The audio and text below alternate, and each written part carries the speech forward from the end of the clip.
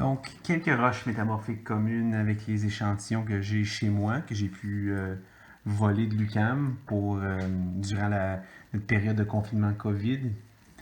Donc, je vais commencer avec des cornéennes. J'ai deux échantillons de cornéennes ici, puis je penserais que c'est une bonne idée de passer avec vous. Donc, cornéenne, une roche typique du métamorphisme de contact. On la regarde, j'en ai parlé dans la présentation, dans la chronique, en fait c'est l'échantillon qu'on a vu dans la chronique. Surface ici qui est oxydée, surface ici où est-ce que c'est extrêmement fin, on voit pas de texture, on voit pas de structure, c'est noir, c'est une roche cuite. On s'imagine que c'était possiblement ici un basalte qui serait noir de toute façon, mais que finalement la roche l'éclat est mat, et puis il n'y a pas d'évidence de nouvelles textures, de nouvelles structures. Suite au métamorphisme, tout ce qu'on a, c'est une roche qui était agrafée avant, est encore agrafée maintenant, mais que tout semble plus mat, tout semble cuit, et puis rien de plus à dire là-dessus, sauf que les surfaces qui sont un peu plus oxydées que d'autres. Donc, un autre exemple ici, celui-ci peut-être un peu plus intéressant. Si je vais essayer de voir avec le...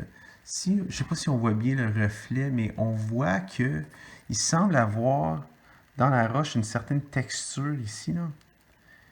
On voit des petits grains, possiblement. On imagine ici peut-être qu'on avait un gabbro à grains fins avec certains cristaux plus gros que les autres. Okay. Ils sont préservés, on les voit encore, mais tout semble altérer un peu. Ça semble être changé. Ça, c'est en fait des reliques d'anciens cristaux.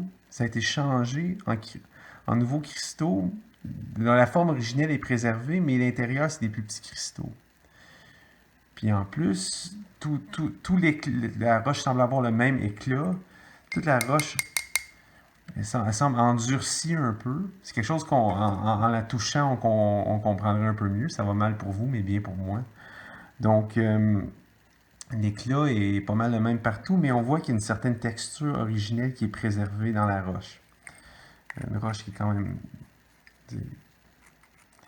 pas si dure que ça, mais quand même qui semble avoir été cuite et un peu homogénéisée dans le sens que tout a été recristallisé de la même façon, quoiqu'on préserve une texture originale. Voilà. Donc, deux exemples de cornéennes. Maintenant, j'ai un exemple d'amphibolite. Un peu dans le cours, la voici. Donc, je pense qu'on devrait voir, vous devriez voir des petits éclats de cristaux allongés, comme celui-ci. Puis, partout, en fait, cette roche est presque 100% amphibole. On les voit tous sur le côté ici. La roche est presque 100% amphibole. Donc, le terme amphibolite est tout à fait approprié pour ça. Non, une de mes filles ont mis un collant dessus, voilà. Donc, le papillon par rapport. Donc, voilà, une amphibolite, presque 100% amphibole avec un peu de plagioclase, il y en a un peu là-dedans ici. Là. OK? Donc, complètement recristallisé, quand même des cristaux bien développés, des cristaux allongés, cristaux d'amphibole allongés. Maintenant, un exemple de granulite. Ça semble ici, ça va être un peu plus compliqué de voir, mais on voit une fabrique comme ça. Il y a aussi une bande plus riche en pyroxène comme ça. La roche, en fait, c'est de l'orthopyroxène et du plagioclase. Extrêmement fin. Donc, on est au faciès granulite. L'appeler un granulite serait approprié. Puis, si on se met sur le côté ici, on voit que la fabrique, en fait, est beaucoup moins intense. Ici, on la voit presque plus. On voit surtout des points. En fait, ça, c'est pas une foliation dans cette roche-ci, c'est une linéation. On a une linéation, une structure. On imagine que mon pointeur ici est une linéation des lignes. On a comme une linéation qui va comme ça. Ça veut dire quand on tourne l'échantillon comme ça, on regarde à l'intérieur de la linéation. Donc, on ne voit plus de foliation. Ce n'est pas des plans, c'est des lignes. Donc, c'est une roche qui contient une linéation. Pas toutes les granulites ont des linéations. Les granulites peuvent être foliées comme qu'elles peuvent être massives. Celle-ci a une linéation. Tout ce que c'est intéressant. Mais voici un exemple de granulite. C'est tout. Maintenant, qu'est-ce qu'on a? J'ai des exemples de roches. J'ai malheureusement... J'aurais aimé vous montrer des quartzites. J'en ai pas avec moi. Je vous conseille, si vous voulez voir des quartzites, allez voir sur Internet. Il y a des photos de quartzites. Puis vous pouvez peut-être comparer des quartzites. Utilisez le site Astrakaizen dont je vous ai parlé, le site italien. Vous pourrez comparer des quartzites avec des quartzarénites, puis comparer comment qu'une quartzite pourrait être recristallisée, qui pourrait avoir une texture granoblastique comparée à un grès qui l'aurait pas, qui devrait montrer des évidences d'un ciment en des grains. Donc peut-être quelque chose que vous pourriez comparer.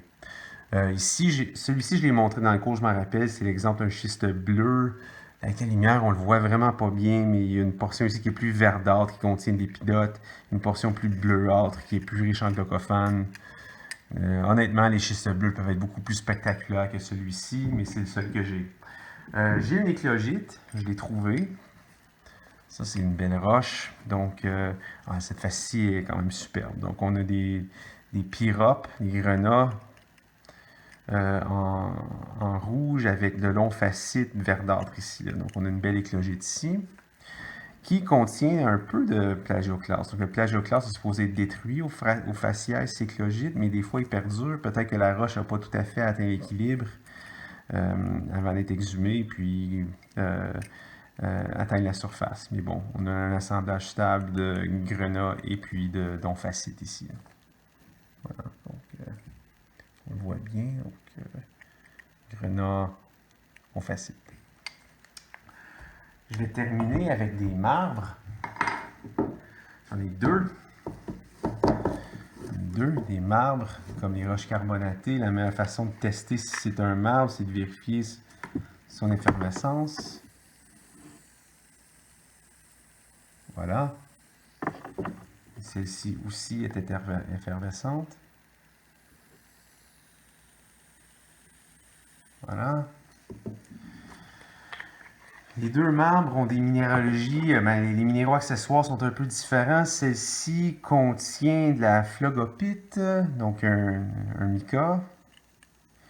Et celle-ci, j'espère qu'on va bien le voir. Celle-ci contient au moins du graphite. Il y a un peu de graphite ici, le minéral noir. Et puis, possiblement autre chose. Mais bon, il y a au moins du graphite ici. Tant qu'à chercher. Tout ça pour dire qu'un marbre, c'est pas toujours 100% pur. Celui-ci contient du diopside, je pense.